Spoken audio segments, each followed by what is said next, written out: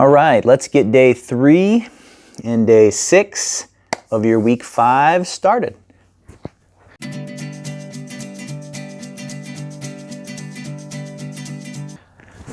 We'll start off with 30 belly breaths.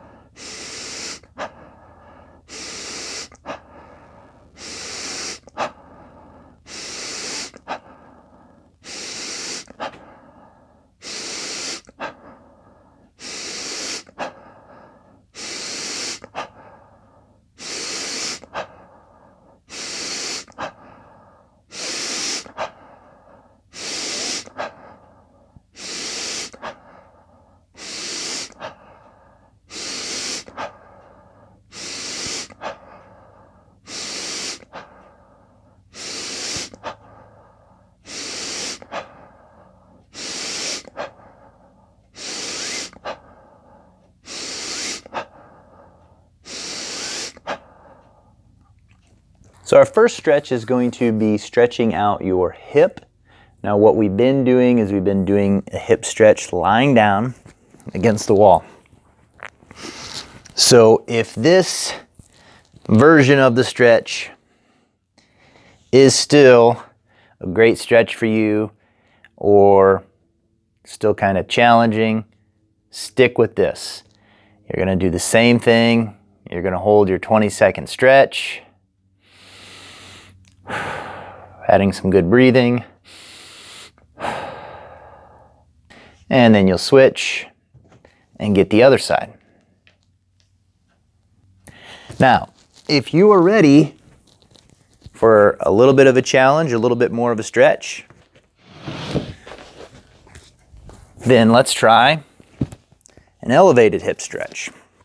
So you might have to experiment and see what you have that might be the right height. Here I have a little like an ottoman. You might be able to do this on your couch. You might want to have something extra to support your knee that's going to be on the ground. So you could put a pillow there if you need. And now I found it easiest if you take the hip that you're going to have on there, cross it over, and then bring it up. Now, in the beginning, you're probably not going to have your leg touch. It'll probably feel pretty tight. You want to try to square your hips up. And what I mean is you don't want to be crooked like this. Think about your front pocket on both hips facing forward, like that. And then you can grab this ankle and you can just gently try to push down. Like I said, you may be up here, and that's okay. Just push into it as you feel comfortable. If you need to be close to a wall for balance, you can do that as well. But find your position that you can be relatively balanced and you can get a stretch. It's going to be, especially if it's tight, which for most of us this is, really focus on that good sniff of air in and that exaggerated. And you'll notice after you do a couple good sniffs in, a couple good exhales, it'll almost be like, it'll still be tight, but there'll be a little bit of melting of the tension, okay? If you feel pretty balanced, you can have one foot on the ankle and one on your inner thigh and press it down nice and gently and just breathe. If you do feel a little off balanced, then make sure you have a hand on the wall or something that'll help. If you're doing this and you don't use a pillow and it doesn't feel good on your kneecap, go get a pillow.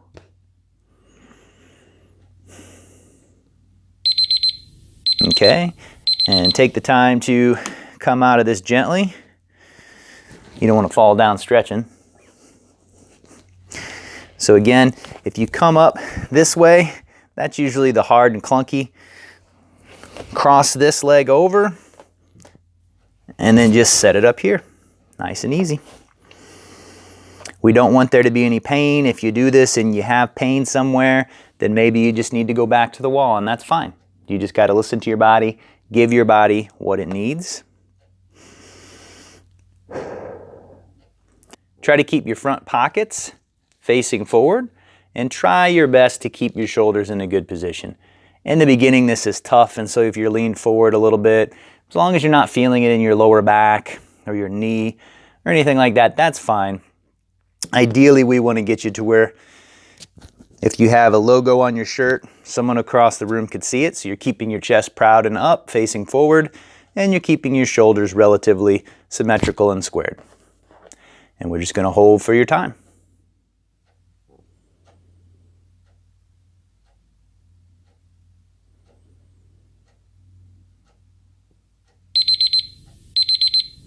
Excellent. And take the time, get out of it. Again, if you need to, go back and do the one against the wall. Do what your body needs. Just wanted to give this option available for you. And you might have to see, maybe your couch works good for this. You might have a bench or a stool or an ottoman. Something like this might be perfect. If it's a wrong height, then maybe you just go back to the wall. So for your hip flexor, we've been doing it. Kneeling hip flexor like this, right? Inching those toes forward, little tension back here, lean. If this is still a really tough stretch for you, keep it right here. If your body needs a little extra, you can scoot this leg back, get it up against the wall, and get that tension on that back glute. Proud chest.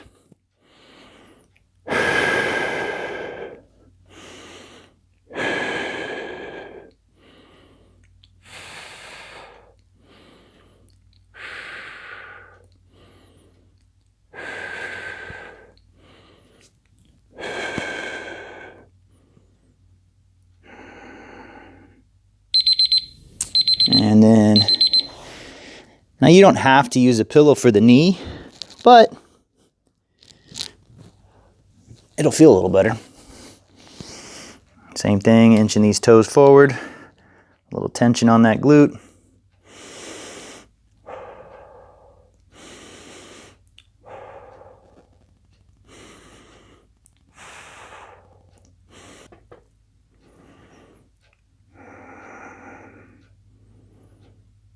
That's pretty tight.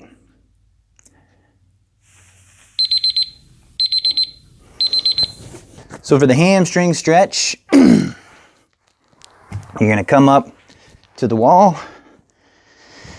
Remember, you want to keep your butt down. Once you get as close to the wall as you feel comfortable, then you're going to think about pulling your kneecaps down and pulling your toes down as well. This can be a good place to practice your belly breathing.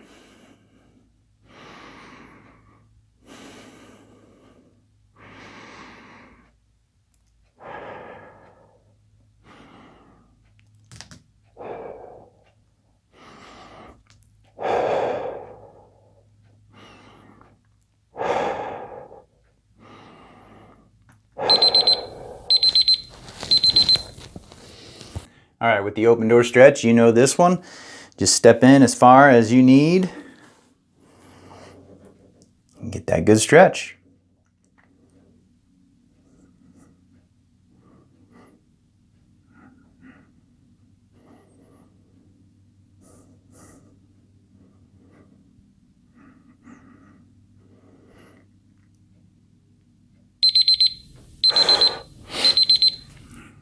That's often one of those, oops, I'm all wrapped up. That's often one of those that you don't think is stretch until you do the stretch, and then it feels. All right, the next one I've had a lot of my clients and myself appreciate. It can be nice and relaxing. It can be something you can hold this stretch over. You do your other stretches earlier in the day. You could save this one till the end of the day. It's a nice thing to do pre-bed, just to kind of calm your mind, get all those running thoughts to settle down. You can go back to that same ottoman you used earlier, but in a perfect world, you want something a little higher. So I'm going to stick a pillow here, trying to get it where your lower leg is parallel to the floor. Trying to have no tension in the lower back, so just let your lower back kind of melt into the floor. And then from this position, if you're going to do this before bed, do it for like 2 to 5 minutes. I like to turn my Kindle on, set a little timer, and just close my eyes, listen to whatever book I'm listening to, and just breathe in, breathe out.